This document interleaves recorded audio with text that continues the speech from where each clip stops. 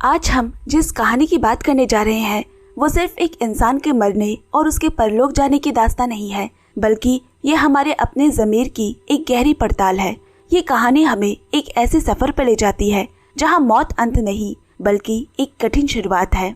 वहाँ आपकी जिंदगी के हर उस अंधेरे कोने की तलाशी ली जाती है जिसे आपने दुनिया और यहाँ तक भी खुद से भी छिपा रखा था।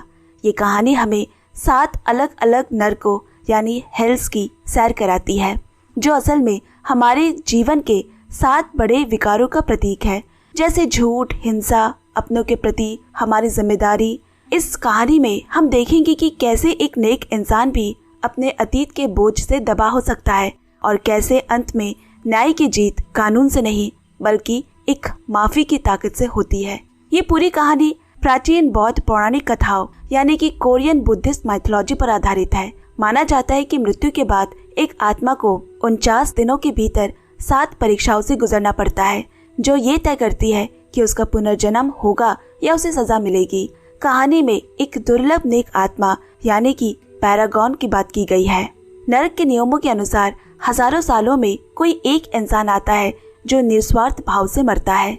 आपको जानकर हैरानी होगी कि ये शानदार विजुअल कहानी सबसे पहले एक डिजिटल वेबटून के रूप में आई थी, जिसे करोड़ों लोगों ने पढ़ा और बाद में इस पर साउथ कोरियन की सबसे सक्सेसफुल फिल्मों में से एक along with the gods the two worlds बनाई गई, जिसके डायरेक्टर है किम योंग हवा।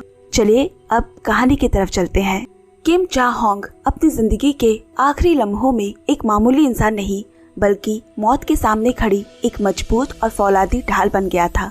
उसने बिना एक पल गवाए 100 मीटर गहरी खाई में छलांग लगा दी, क्योंकि उसके लिए अपनी जान से ज्यादा उस नन्ही बच्ची को बचाना जरूरी था।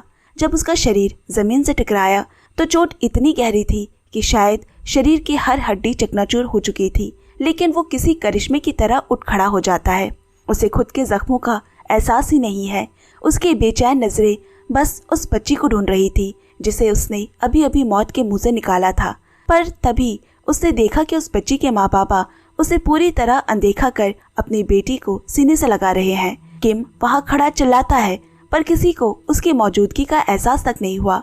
दरअसल हकीकत ये थी कि किम मरकर उसी पल एक रूह बन चुका होता है। धुएं और धूल के गुब्बार के बीच से एक अजीब सी आवाज आई और 2 अजनबी हेवॉन मॉक और ली ड्योक जून उसके सामने आ खड़े हुए।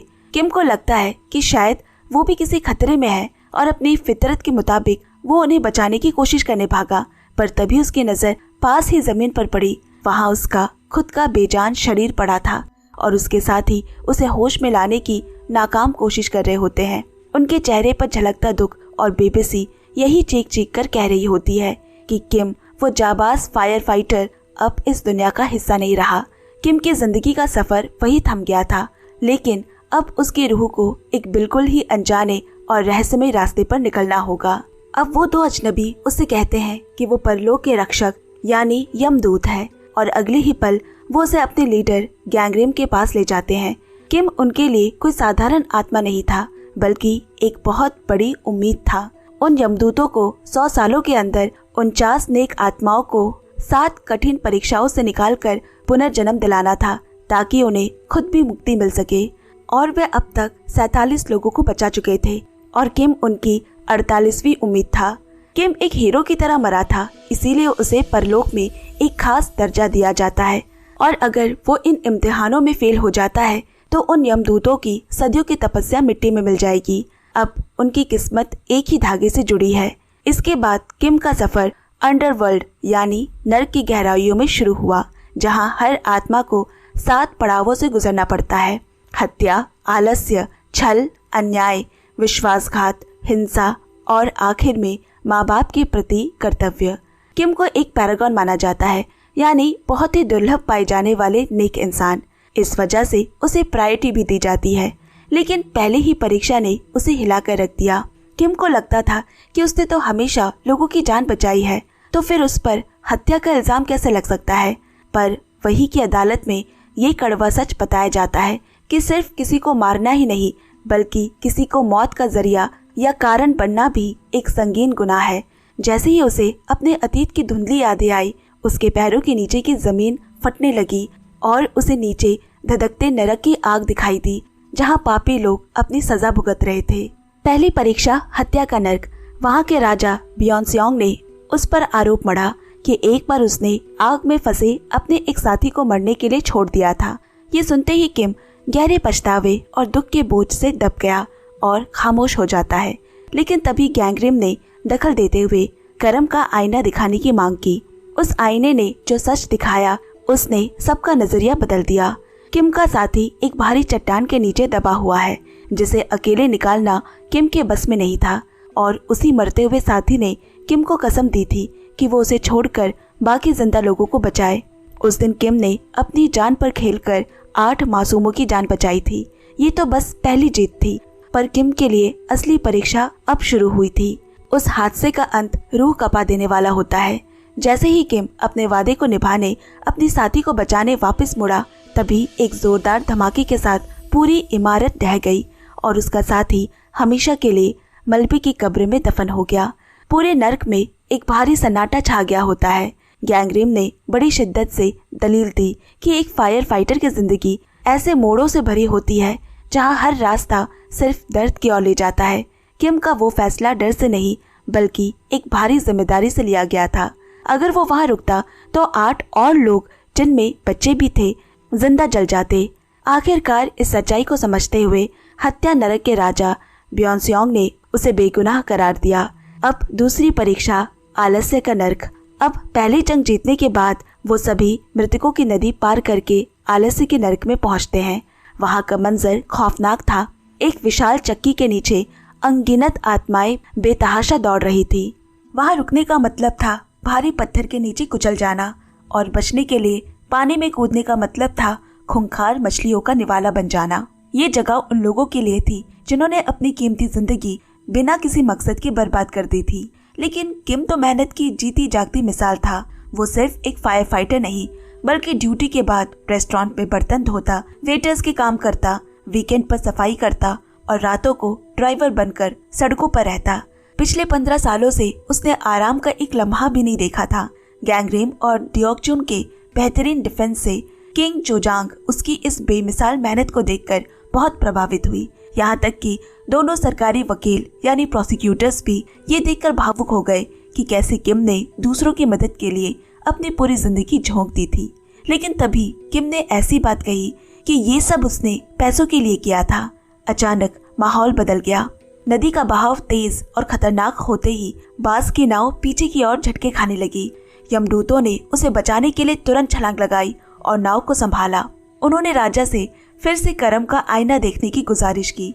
उन्होंने दिखाया कि किम ने ये सब किसी लालच में नहीं बल्कि अपनी बीमार माँ के इलाज और भाई की पढ़ाई के लिए किया था। गैंगरेम ने तर्क दिया कि क्या अपनों को भूखा मरने से बचाने के लिए दिन रात एक करना गलत हो सकता है? एक इंसान अपने कर्मों से पहचाना जाता है, मन में छिपे विचारों से नहीं।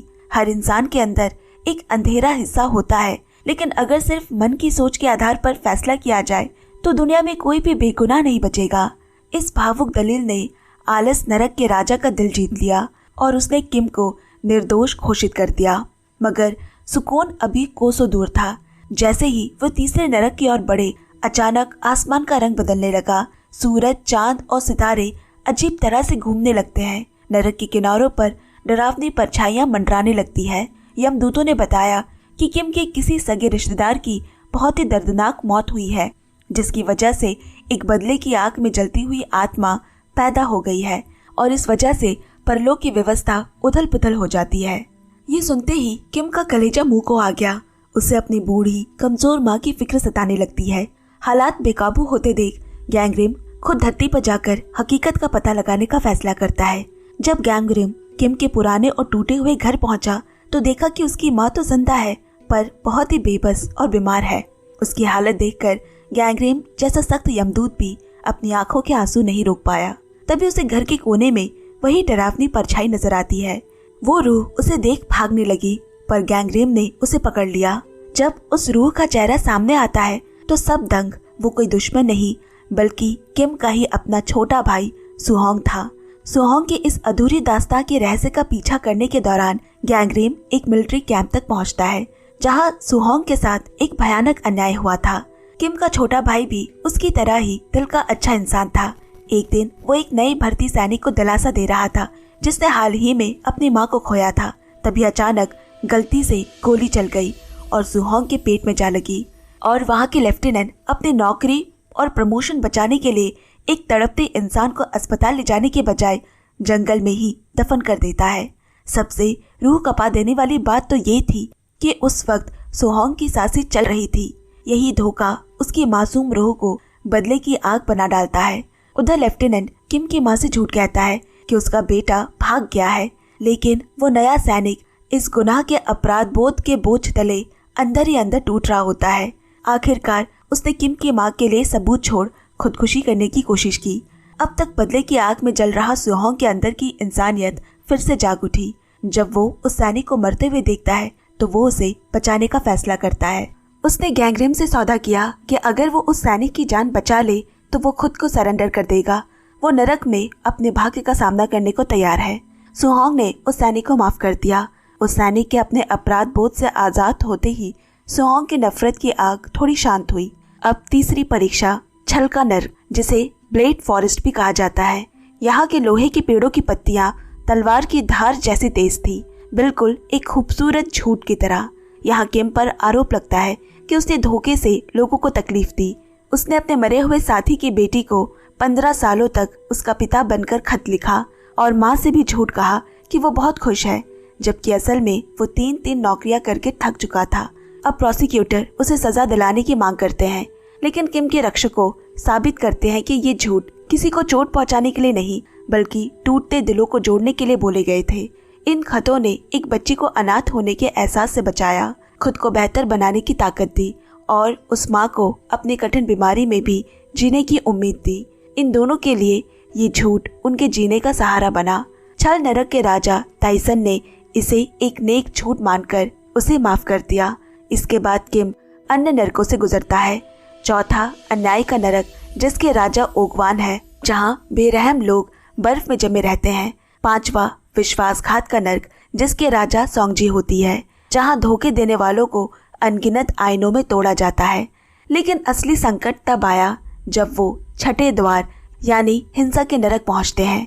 यहाँ पत्थरों की एक खौफनाक दुनिया होती है, जहाँ अतीत के पाप खुद आकार लेकर आत्मा पर हमला करते हैं। अब कर्म के आईने ने एक ऐसा काला पन्ना खोला जिसने सबको सुन्न कर दिया। बचपन में किम ने अपने ही छोटे भाई को बड़ी बेरहमी से पीटा था, जिसके लिए उसने कभी माफी नहीं मांगी। हिंसक नर्क के राजा चिंगवांग उसे तुरंत दोषी ठहरा देते हैं। ये पहली बार होता है जब रक्षक पूरी तरह फंस जाते हैं। गैंगरेम अभी भी धरती पर था, इसीलिए यमदूतों ने एक आखिरी खतरनाक जुआ खेला। उन्होंने आखिरी 2 परीक्षाओं को एक साथ करने की मांग की, क्योंकि इन सारी परीक्षाओं का ऑर्डर राजा योमारा ने ही रखा था।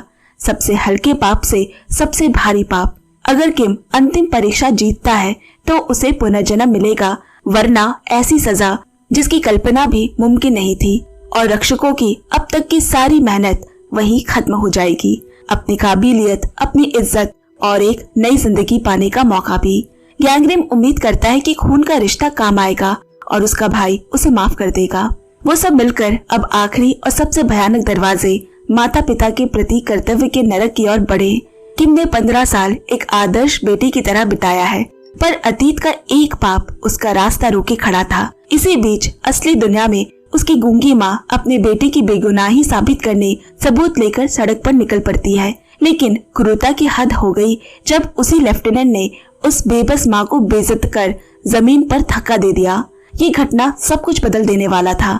छोटा भाई सुहोंग का टूटा हुआ दिल पूरी तरह बिखर जाता है। उसका गुस्सा एक भयानक तूफान बन जाता है जो पूरे मिलिट्री कैंप को आग और धूल के मैदान में बदल देता है। ये गुस्सा सिर्फ धरती तक सीमित नहीं रहती, बल्कि पाताल तक भी पहुंच जाता है। उसी नफरत से पैदा हुआ तूफान किम को भी निगलने लगता है। किम भी उसी दर्द से गुजर रहा होता है जो उसके भाई ने झेला था। अपने भाई किम को तड़पता देख सुहोंग पिघलकर वहीं रुक गया और गैंगरेम को उसे काबू करने का मौका मिल जाता है।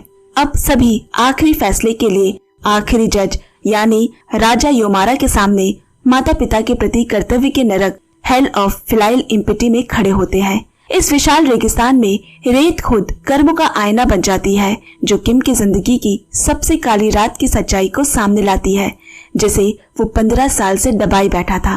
वो सच्चाई जो उसे हीरो नहीं बल्कि एक बेबस लड़के को दिखाता है, जो अपनी माँ के चेहरे पर तकिया दबाए हुए है।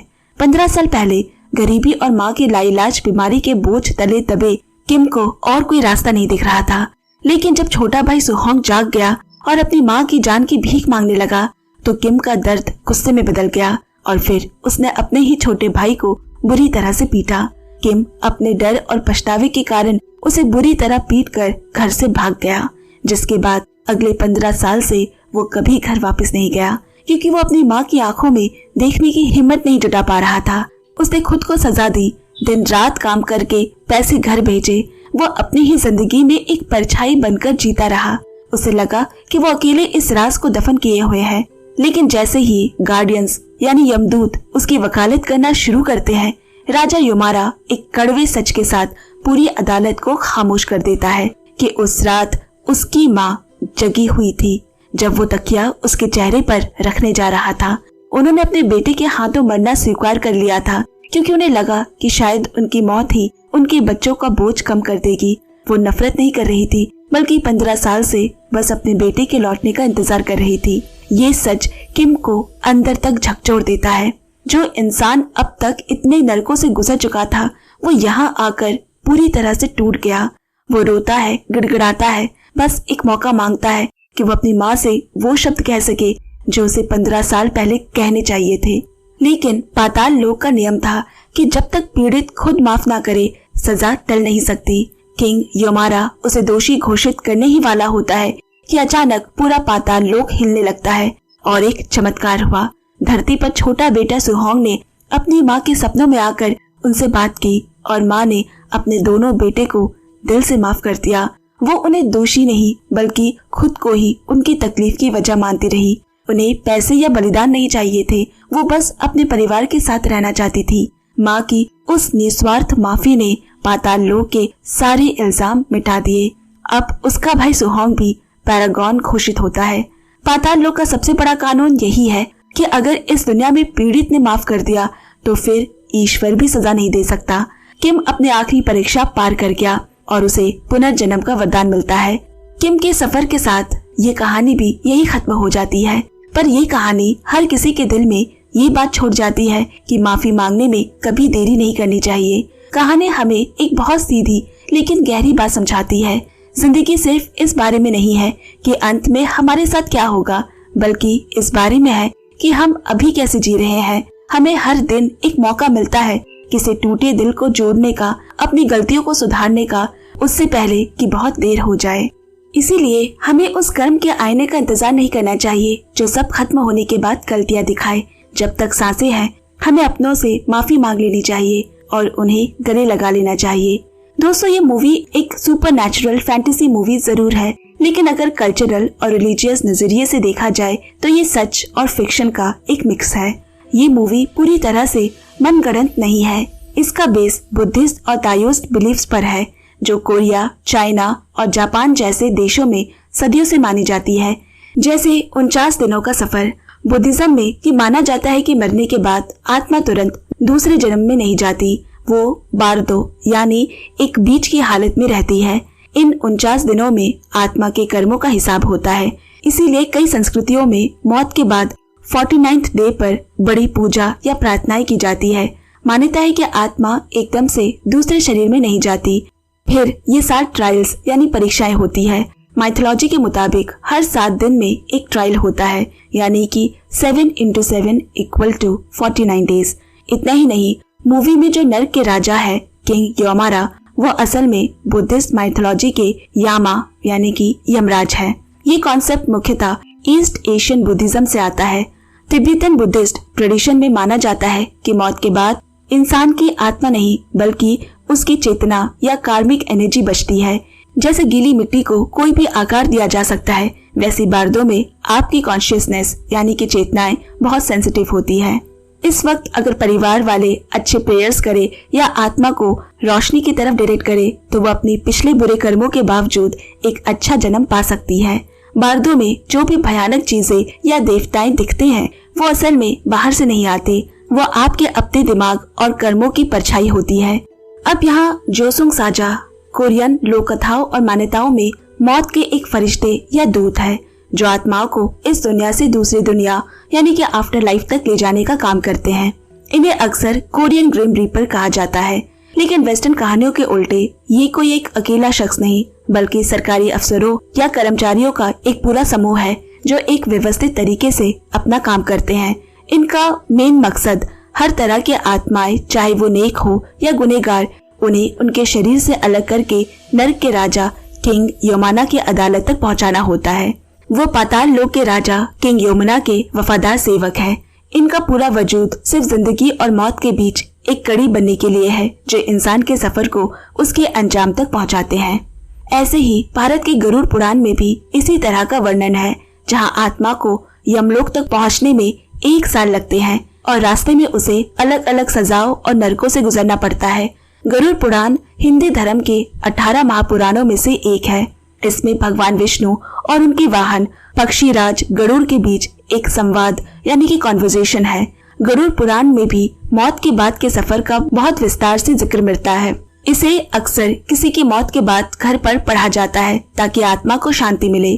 गरुड़ पुराण के मुताबिक जब किसी की मौत होती है तो 2 यमदूत आत्मा को लेने आते हैं। रास्ते में एक भयानक नदी आती है जिसे वैतरणी कहते हैं। माना जाता है कि जिसने जिंदगी में दान पुण्य किया होता है वो इसे आसानी से पार कर लेते हैं। बाकी के लिए ये नदी बहुत कष्टदायक होती है और आत्मा को यमराज के दरबार तक पहुंचने में 1 साल का समय लगता है। इस पुराण में बताया गया है कि इंसान का जन्म कितना दुर्लभ है। इस मूवी की तरह गरुड़ पुराण में भी पापों के हिसाब से अलग अलग नर्क बताए गए हैं। गरुड़ पुराण में ये भी समझाया गया है कि मौत के बाद परिवार द्वारा किया गया पिंडदान और दान आत्मा को अगले सफर में भूख और प्यास से बचाता है। इसी वजह से हिंदू धर्म में 13 दिनों का संस्कार यानी 13वीं किया जाता है। इसी तरह जापान में भी मौत के बाद और नए जन्म से पहले की हालत को चुओ कहा जाता है। मान्यता है कि आत्मा अभी ना तो इस दुनिया में है और ना ही पूरी तरह उस दुनिया में गई है। ये 49 दिन आत्मा के लिए एक शुद्धिकरण का वक्त होता है यानी कि प्यूरिफिकेशन। इस दौरान आत्मा अपने पुराने जीवन के मोह माया को धीरे धीरे छोड़ती है। जापान के विश्वास में हर 7 दिन पर आत्मा को एक मुश्किल रास्ते या जज का सामना करना पड़ता है। सबसे महत्वपूर्ण मोड़ 7th डे पर आता है। सांजू नो कावा यानी द सांजू रिवर। ये जापान की वैतरणी नदी है। इस नदी के 3 रास्ते हैं। एक पुल अच्छे लोगों के लिए, एक उथला पानी हल्के पापों के लिए और एक गहरा भयानक पानी बड़े पापों के लिए। 35वें दिन पर आत्मा को एक आईने के सामने खड़ा किया जाता है जहां उसके सारे पुराने कर्म दिखते हैं। यहाँ एन्मा ओ यानी कि किंग यामा अपना फैसला सुनाते हैं। जापान की थ्योरी में आत्मा को एक ट्रैवलर यात्री की तरह देखा जाता है। सफेद कपड़े जिसे शीरो शोकु कहा जाता है जो जापान में मृतक को पहनाए जाते हैं वो पुराने जमाने के यात्रियों के कपड़े होते हैं जो दिखाते हैं कि आत्मा एक लंबे सफर पर निकल रही है। जापान में फोकस सिर्फ सजा पर नहीं होती बल्कि ट्रांजिशन पर होती है। तो दोस्तों साइंटिफिकली इन सब का कोई सबूत नहीं है, लेकिन मॉरल लेवल पर ये फिल्म एक यूनिवर्सल सच्चाई दिखाती है जो कि है कर्मा। और ये कॉन्सेप्ट हर धर्म में है कि आपके आज के कर्म आपके भविष्य को तय करते हैं।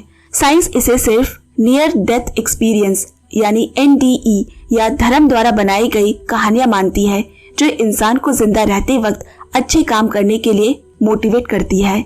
हमारा हर एक्शन यानी कि कर्मा का एक रिएक्शन होता है। तो दोस्तों आपको क्या लगता है कि मौत के बाद का ये डर ही इंसान को बुरे काम करने से रोकता है या इंसान को बिना किसी डर के सिर्फ इंसानियत के लिए अच्छा बनना चाहिए? कमेंट्स में हमें जरूर बताएं। और इसी के साथ मैं भी विदा लेती हूँ। जल्द मिलती हूँ एक और कहानी के साथ। और दोस्तों आपको आज का ये वीडियो एक्सप्लेनेशन कैसा लगा कमेंट्स में जरूर बताएं। अच्छा लगा तो लाइक शेयर पक्के से करें और जो नए हैं वो सब्सक्राइब करें। टेक केयर दोस्तों।